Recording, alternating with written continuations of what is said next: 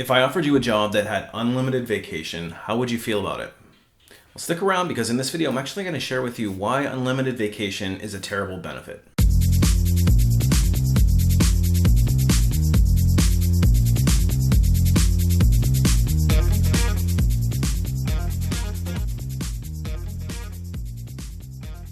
Hey everybody, it's Brian from A Life After Layoff, and today I want to talk to you about unlimited vacation. So I've actually been seeing this quite a bit lately. It seems to be the latest flavor of the month with where benefits packages are going. Now on paper, it sounds very attractive and alluring, but the idea of having no cap on the amount of vacation that you have to spend can seem like a very good benefit. And it seems like something that would generally attract the best quality candidates, right? But as you think about it a little further and as you dig in to what it really means to have unlimited vacation, I'm actually convinced that it's not so good after all. In fact, I think that unlimited vacation is a terrible benefit. But if you're interested in more videos just like this one directly from a corporate recruiter about career strategy, make sure you hit the subscribe button. You might also want to hit that notification bell because that'll make sure that you don't miss any of my future posts. So why is unlimited vacation a terrible benefit?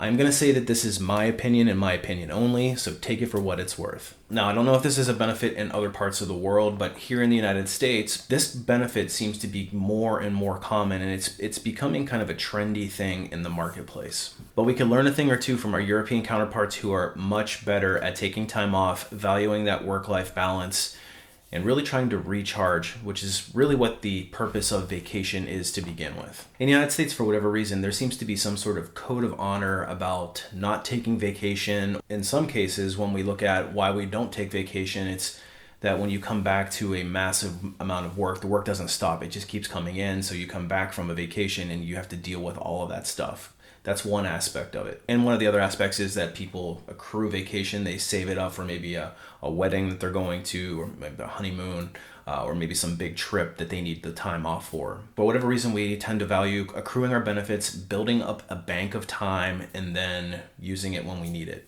And in some cases, we'll actually take that with us when we leave the company. And I even know some people who pad their retirement by being able to retire a few months early because they've built up so much time. So that's where I want to start with this benefit. Is it a good benefit or a bad benefit? So I got to put my skeptical hat on and start to ask the question, why is it that these companies are suddenly starting to offer these benefits which seemingly look very generous on paper, but are they? If you have a traditional benefits program, you're accruing time, and especially those who are very senior in their career, you stand to lose a lot of that time because essentially what happens is if you are working for a company that switches over, that had a traditional plan and then it switches over midway through, and turns into an unlimited vacation policies, what does that do for all the banked time that you have? Now, if you're somebody that has kind of worked 15, 20 years in a location or for a company and you've built up a nice amount of vacation and a lot of equity in that, that's kind of worth something to you. And then suddenly to have that kind of ripped out from underneath you and now everybody gets to enjoy that same amount of vacation time that you had. So that's one aspect of why I feel, especially companies who are switching into that type of benefit that have historically had an accrued vacation policy, you could really alienate a lot of senior level employees. Now, another major reason why I think that the unlimited vacation policy is not good for the employee is if you are somebody that has banked up all of this time, essentially the company now, in most cases, no longer has the obligation to pay you out for it or track it.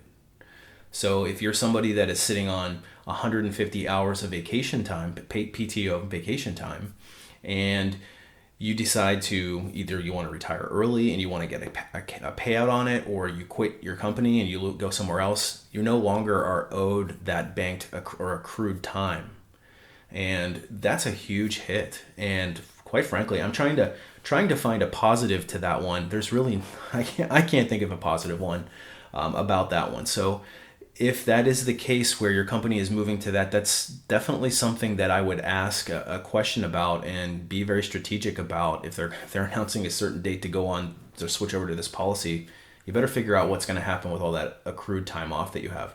And on the flip side, if you're somebody that has historically banked 2, 3, 4 weeks of vacation, there's no incentive now to build up that time. So the first year, you would maybe try to bank some of it so you could build up for bigger vacations. And then when you leave, now you no longer have that money doesn't come following you. So I think essentially it punishes the long tenured employee or the person who valued banking that money up. And it's a huge cost savings to a company that doesn't now no longer has to pay you out when you quit. So that's it. That's another major reason why I don't like this benefit. And you got to think about it from a peer pressure perspective. If you're working in a group, you don't want to be known as the person who is the abuser or is always seemingly taking off. Because what happens is it starts to build animosity for those who actually are getting to use it. And the work doesn't stop. So when you leave and you're always taking off, the people that are in your department have to pick up the slack, right? So if you're somebody that's on the receiving end, you could build up animosity pretty quickly to the guy who seems to always be taking every Friday off, and when you have to do their work for them. Now, I don't have any direct experience with this because I've never worked in a situation where I had unlimited vacation, but I would be willing to bet that if you're somebody that is taking more than your average share of vacation, especially compared to your coworkers or your peers, that there's your boss is for sure taking a look at that and tracking it and probably has you circled if you take too much time. And I would be willing to bet that if you take too much time, you're going to hear about it in your performance appraisals, especially if you're somebody that is on the middle or the lower echelon of performance. So if you're somebody that's struggling and not doing a great job or failing to meet expectations, you sure do not want to be the person who's got their name circled as somebody that's always on vacation. Because if the balls start getting dropped, they're gonna look over at you and say, well, you took all these days off.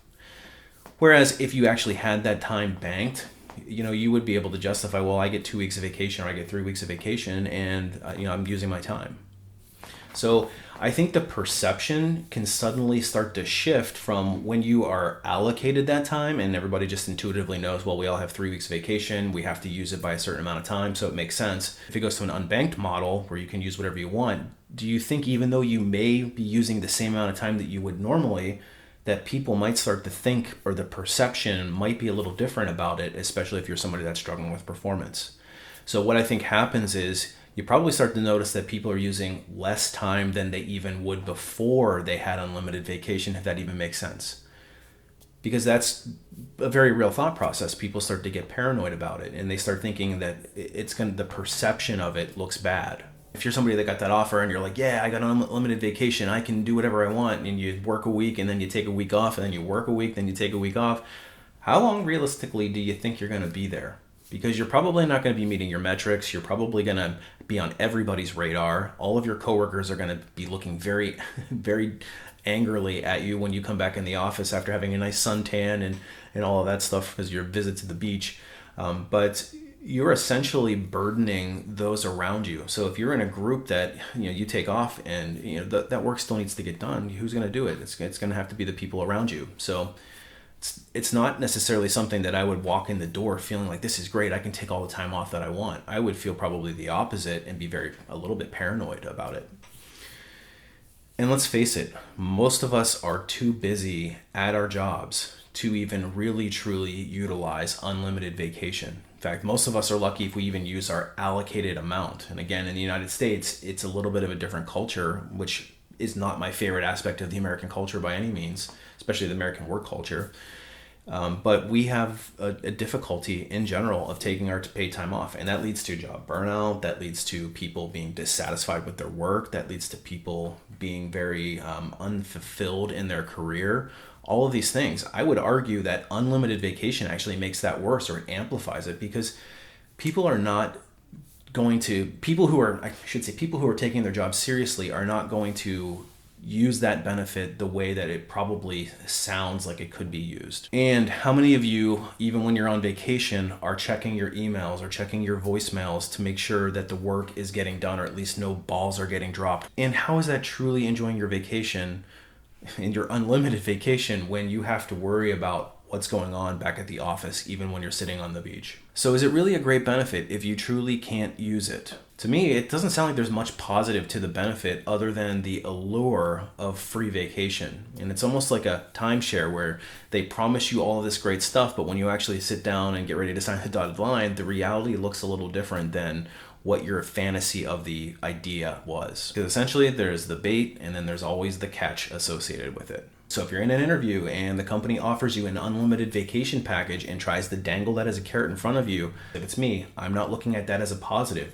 I better make sure that they've got a good compensation package, and I'm really carefully going to vet out the work-life balance to ensure that I can even use my normally allocated vacation time. But if you're in a situation where you wish you got an offer that had any vacation time associated with it, that's actually something that I specialize in. I've got a website called alifeafterlayoff.com. It's loaded with tips and tricks, all from an insider's perspective. And I also share my deepest and most intimate knowledge in the form of some training courses that you can access online. The first one is called Resume Rocketfuel. It's designed to teach you exactly how to write a resume that's going to get a recruiter to notice you and pick up the phone, because the purpose of that resume is to get that first interview. Once you get that first interview, it's up to you to sell yourself. And that's where the Ultimate Job Seeker Bootcamp comes into play, because it teaches you how to set yourself up for success, ace each step of the interviewing process, and ultimately land that offer where hopefully you'll be able to negotiate some of those terms of your vacation. Hey, hopefully this helped. I appreciate you stopping by. Make sure you give me a thumbs up on the way out, and we will see you on the next one.